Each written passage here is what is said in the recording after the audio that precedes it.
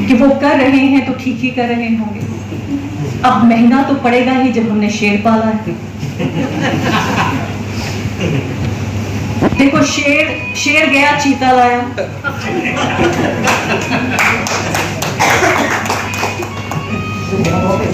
कुछ लोगों ने जो है वो ट्वीट किया ऐसे सटायर करते हुए, मजाक करते हुए कि देखिए अभी एंकर्स जो है वो चीते के प्रिंट वाले कपड़े पहन लेंगे। तो चीते के नहीं मिले तो उन्होंने लेपर्ड के कपड़े पहन लिए, क्योंकि इतना फर्क भी तो बहुत मुश्किल है देखना कि लेपर्ड क्या होता है और चीता क्या होता है। तो तथाकथित जो दरबारी मीडिया है, वो उस दरबारी मीडिया ने भी कमोबेश हर हफ्ते 10 दिन बाद कहते थे ये आखिरी रात है किसान आंदोलन की, ये आखिरी दिन है किसान आंदोलन की। अब देखिए आंधी आ गई, अब उजड़ गए हैं टैंक, अब देखिए ओले पड़ रहे हैं, बीमार पड़ गए किसान, अब देखिए पसीना, इतनी जो है गर्मी पड़ रही है कि ये किसान बीमार होके परेशान हो रहे हैं। यानी मैंने यहाँ तक पढ़ा कि कैसे कई महिला किसानों की और बाकी दूसरे पुरुष किसानों की भी जान गई क्रॉस करते हुए सड़क, यानी सड़क दुर्घटना में उस दौरान, क्योंकि 380 दिन गुजारना और वो भी अलग अलग भारत के हिस्से, उन हिस्सों से एक तरह से मतलब अभी भी ये हैरानी होती है कि कोई चमत्कार था जो हो गया, ये हो कैसे पाया। और मुझे एक पत्रकार के तौर पे करीब 20-22 साल से मैं भारत की हर सामाजिक, राजनीतिक और आर्थिक जो बड़ी घटनाएं हैं, जो घटनाक्रम हैं, जिन्होंने भारत के लोकतंत्र को बनाया है, भारत के लोकतंत्र को चुनौती भी दी है, संविधान को मजबूत किया है, कमजोर भी किया है, उसको मैंने कवर किया है। मैंने भूकंप से लेकर और बड़े बड़े सैलाब से लेकर बहुत सारे इलेक्शंस कवर किए हैं। लेकिन मैं कह सकती हूँ कि मुझे बहुत ही फख्र है इस बात को कहते हुए कि मैंने अपने राजनीतिक जो पॉलिटिकल जर्नलिज्म का जो मेरा करियर था, उसमें मैंने 2 आंदोलन कवर किए, CAA, एंटी-CAA और किसान आंदोलन। और कभी मैं अगर कोई किताब लिखूंगी तो बहुत अहम ये 2 चैप्टर्स मेरी जिंदगी में और मेरा जो राजनीतिक पत्रकारिता का जो सफर मेरा अभी तक का रहा है, उसमें मुझे पत्रकार के तौर पर किस तरह से बदला इस आंदोलन ने। क्योंकि आप विश्वास कीजिए, जब भी लोग, मैं CAA पे भी थोड़ा बात करूंगी जरूर कि कैसे CAA आंदोलन ने भी, लेकिन पहले किसान आंदोलन, आज किसान आंदोलन का दिन है, उसकी जीत का जश्न का इतना अहम ये एक तरह से ये डॉक्यूमेंट है, मैं कहूँगी ये डॉक्यूमेंटेशन है खासकर हमारी आने वाली पीढ़ियों के लिए, न सिर्फ कि उन लोगों के लिए जो अभी एक वयस्क हैं, वोटर हैं, मैं कहूँगी उन बच्चों के लिए भी जो स्कूल में भी पढ़ रहे हैं, वो लोग भी जो कि अगले चुनाव में वोट देंगे, उनके लिए भी ये अहम है कि 2020 और 2021 के बीच किस तरह से भारत के समाज ने उस वक्त में जबकि तानाशाही अपने चरम पर थी, उस वक्त में जब एक व्यक्ति के खिलाफ एक शब्द बोलना ईश निंदा माना जाता था, उस वक्त में देश का सबसे हाशिए का वर्ग, सबसे ज्यादा सताए गए लोग आर्थिक, सामाजिक और राजनीतिक रूप से, वो तिरंगा लेकर किस तरह से सड़कों पर आए और उन्होंने भारत के लोकतंत्र की रक्षा की।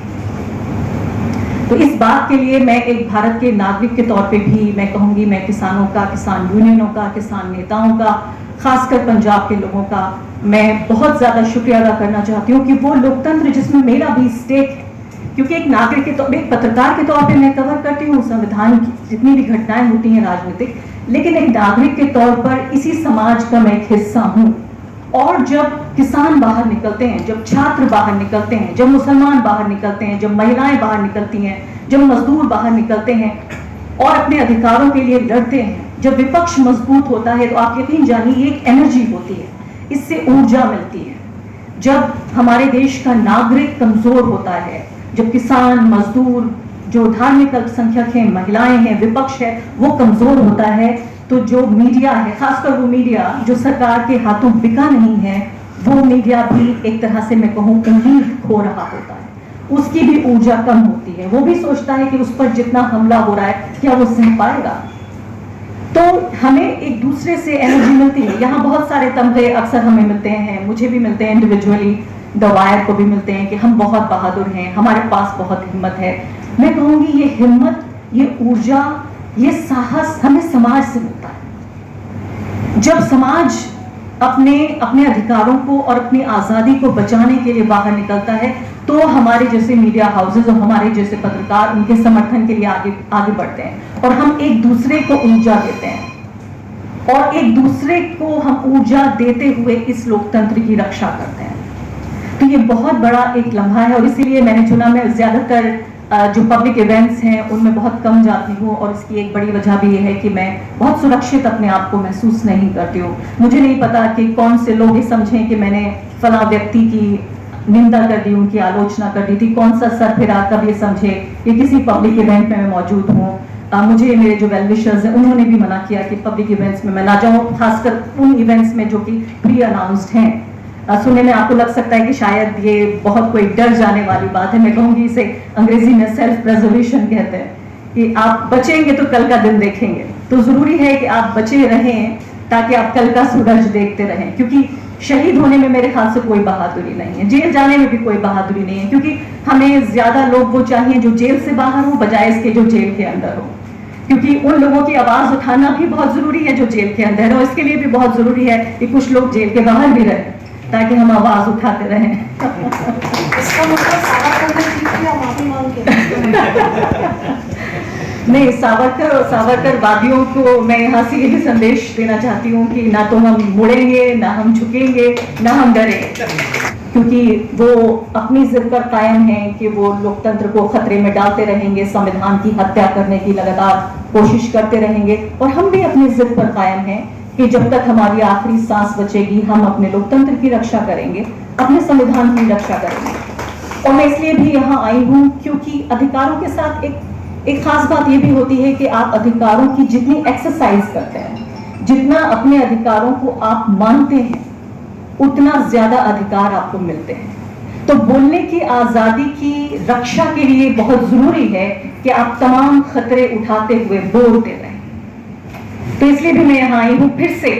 एक बार रिवाइव करने के लिए, रिन्यू करने के लिए, तरोताजा जिंदा करने के लिए अपने बोलने की आज़ादी के अधिकार को। और मैं बहुत खुश हूँ कि आप तमाम लोग यहाँ पर मौजूद हैं, यहाँ आए हैं। और मैं जानती हूँ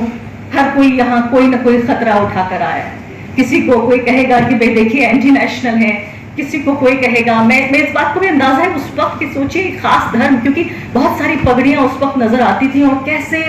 एक खास धर्म के खिलाफ जो एक प्रोपेगेंडा एजेंडा, मतलब ये सोचिए आप वेल मीनिंग लोग भी जो कहते थे कि ये खालिस्तानी लोग हैं, इनको कनाडा से पैसा आ रहा है, इनको पाकिस्तान से, बहुत ही समझदार दिखने वाले बोलने वाले लोग भी जिस तरह से बोलते थे कि ये संभव ही नहीं है कि ये इतने दिनों तक ये आंदोलन चला लें। इन किसानों के पास अगर इतना पैसा है, इन सरदारों के पास अगर इतना पैसा है कि ये 1 साल आंदोलन चला सकते हैं, तो ये गरीब कहाँ से हैं? ये तो इतने अमीर लोग हैं कि देखिए ये तो जितने लोग वहां पहुंच रहे हैं सबको खाना खिला रहे हैं। देखिए इनके पास इनके टेंट, देखिए इनके टेंट पे एसी लगा हुआ है, यानी आपके दफ्तरों में 24 घंटे एसी है और आपको लगता है कि ये आपका अधिकार है। मैं मीडिया की खासकर बात कर रही हूँ, वो उनका अधिकार है कि आप 1 घंटे अपने वो 5 स्टार स्टूडियो से बाहर निकलकर रिपोर्टिंग करने नहीं जा सकते क्योंकि पसीना आ जाएगा, मेकअप खराब हो जाएगा, कोट पैंट नहीं पहन पाएंगे। लेकिन किसान को यह हक नहीं है कि वो पिज्जा खा सके, किसान को यह हक नहीं है कि वो एसी लगा सके, क्योंकि ये हक तो सिर्फ एक ही तरह के लोगों को मिला हुआ है जिन्होंने अपना ज़मीर, अपनी रूह सब गिरवी रखी हुई है।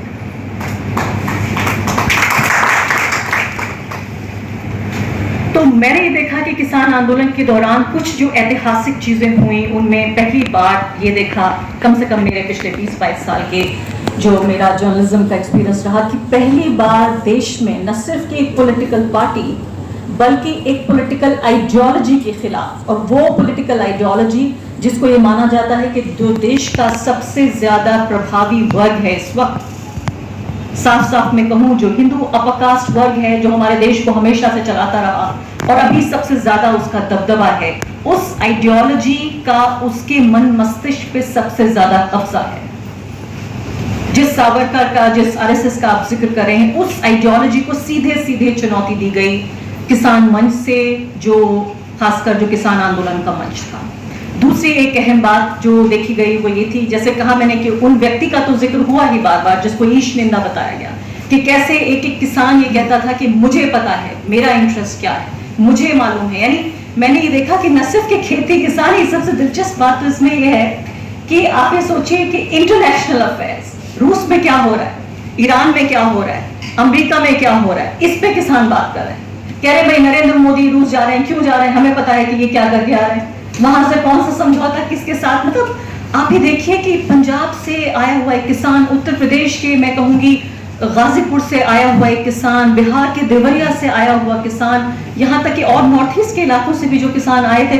वो ऐसे किसान जिसके पास पता नहीं छोटी मोटी जमीन रही होगी, अपना पेट किसी तरह से पालता होगा, वो देश के प्रधानमंत्री के ऊपर टिप्पणी करने का उसके अंदर साहस था, और कैमरे माइक के सामने उसे पता था पूरा देश सुन रहा है, लेकिन जो एक सिटीजनरी जिसे हम कहते हैं, एक नागरिकता को संविधान और लोकतंत्र के केंद्र में लाने का काम भी किया किसान आंदोलन ने, कि एक जो गरिमा और जो एक मैं कहूंगी गुरूर जो होता है एक नागरिक का, अगर मैं इस शब्द का इस्तेमाल कर सकूं, जो एक गुमान एक गुरूर होता है कि मैं नागरिक हूं, मैं सरकार बनाता हूं, मैं सरकार बिगाड़ता हूं, मैं प्रधानमंत्री बनाता हूं, मैं प्रधानमंत्री हटाता हूं। तो उस नागरिकता को भी जिंदा किया किसान आंदोलन ने ऐसे वक्त में जिसे मैं कहूंगी बहुत ही अंधेरा और भक्ति काल चल रहा है, कि वो कर रहे हैं तो ठीक ही कर रहे होंगे। अब महंगा तो पड़ेगा ही जब हमने शेर पाला है। देखो शेर गया चीता लाया।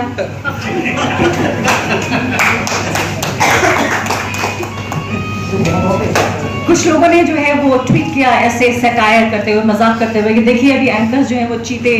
के प्रिंट वाले कपड़े पहन लेंगे, तो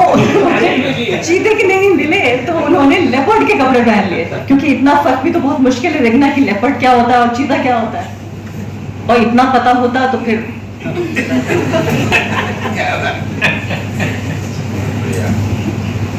तो उनको चुनौती दी, उनकी जो मैं कहूंगी दैवीय जो शक्तियां थी उनको चुनौती दी, लोकतंत्र को कि मैं नागरिक का जो केंद्र में रखा वो रखा। और एक और खास बात जो थी वो थी कि किस तरह से जो दो बड़े कारोबारी थे, ये भी शायद भारत के इतिहास में पहली बार हुआ होगा, पहली बात तो इतनी जानकारी होना कि ये दो लोग या जो बड़े दो घराने हैं, ये जो बड़े दो उद्योगपति हैं, इनकी वजह से हमें खतरा हो रहा है। उनको लेकर पोस्टर्स बैनर्स मैंने देखे, बैरियर्स लगाए हुए थे कि इनके खिलाफ हैं हम, इतना क्लियर मैसेजिंग के साथ, इतना साफ संदेश के साथ। बहुत सारे आंदोलन होते रहते हैं भारत में, इतने बड़े स्केल पे ना भी सही, पर देखिए आप आदिवासी मजदूर, किसान, महिलाएं, ईसाई, मुसलमान, अलग अलग जगहों पर, नॉर्थ ईस्ट के लोग, कश्मीरी, कभी ना कभी अपने अधिकारों को आते, मतलब उनके लिए बाहर आते रहते हैं सब, लेकिन इतनी क्लियर मैसेजिंग के साथ, हम किसान हैं, यही हमारी पहचान है, ये नेता हैं और ये उद्योगपति हैं और ये मीडिया है, हम इनके खिलाफ हैं।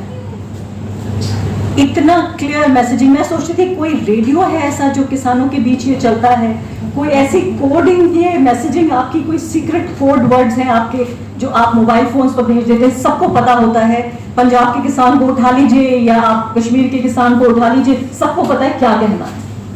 कोई कंफ्यूजन नहीं है, कोई प्रॉब्लम नहीं है, बिल्कुल साफ संदेश है, कहना क्या है, चाहिए क्या, हमारा मैसेज क्या है और हम यहाँ क्यों हैं। और हर कुर्बानी उठाकर, हर खतरा उठाकर, बारिश हो, ओले पड़ रहे हो, गर्मी हो, ठंड हो, मैंने अपने एक रिपोर्टर साथी को भेजा, मैंने कहा जाइए जरा एक बार एक रात वहां गुजार के आइए सिंघू बॉर्डर पर, देखिए किसान क्या करते हैं रात में, क्योंकि बहुत सारा प्रोपेगेंडा था कि इन्होंने हीटर्स लगा रखे हैं, इन्होंने, जिसमें कोई खराब बात नहीं है अगर आपको ठंड लग रही है और आपने हीटर्स लगा रखे हैं। तो मेरे रिपोर्टर साथी शेखर तिवारी ने कहा कि वो पूरी रात वहां नहीं गुजार पाया क्योंकि उससे ये खतरा था कि वो बीमार पड़ जाएगा, जवान लड़का है, और उसने कहा कि उसने अपने साथ वो रजाई भी ली हुई थी, उसने कड़ाकड़ी की ठंड पड़ी थी, शायद दिसंबर एंड या जनवरी की ये बात है। उसने कहा 2-3 घंटे में वापस आ गया, इससे पहले कि उसकी हड्डियां जम जाएं। और फिर मैं उन तमाम किसानों के बारे में सोच रही थी, उन बुजुर्गों के बारे में सोच रही थी, उन औरतों के बारे में सोच रही थी, 70, 75, 80 साल की वो महिलाएं जिन्होंने सीधे अपने गांव से, यानी पहले अपने मैके से अपने ससुराल के गांव गई और ससुराल के गांव से सीधे सिंघू बॉर्डर आ गई। उन्होंने अपने जीवन में कोई तीसरी चौथी चीज देखी ही नहीं। तो किस तरह से, जब परमजीत जिक्र कर रही थी महिलाओं का, महिला अधिकारों का, तो यहाँ पर मैं बहुत सारी बातें हालांकि मुझे कहनी थी कि कैसे मीडिया के लिए भी मैं ये बात जरूर कहना चाहती हूँ मीडिया के रोल पर, कि पहली बार किसान आंदोलन ने, यानी जनता ने ये बताया, अब तक जो पलड़ा भारी था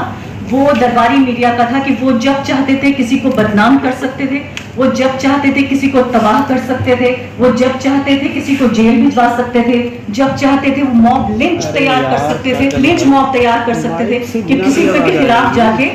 वो उसकी हत्या करवा सकते थे, लेकिन पहली बार जनता ने चाबुक अपने हाथ में लिया। वो जनता थी हमारी किसान जनता, जिन्होंने पोस्टर लगाए कि हम इन लोगों के खिलाफ हैं क्योंकि ये हमारे खिलाफ हैं, क्योंकि हमें ये बदनाम कर रहे हैं। तो हम अपने दुश्मन को पहचानते हैं।